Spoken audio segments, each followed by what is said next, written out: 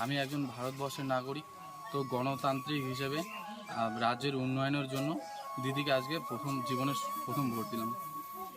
ভোটটা কাকে দিলেন? আমি তৃণমূলকে ভোট দিচ্ছি। কেন?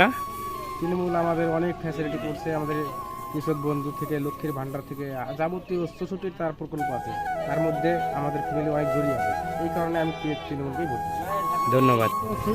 আমি দিদিকে, মমতা দিদিকে ভোট দিলাম। আমি মমতা দিদিকে চাই। আমি চাল ডাল পাই, বিধবা ভাতা পাই, আমি সব কিছু পাই, উপকার পাইছি আমি।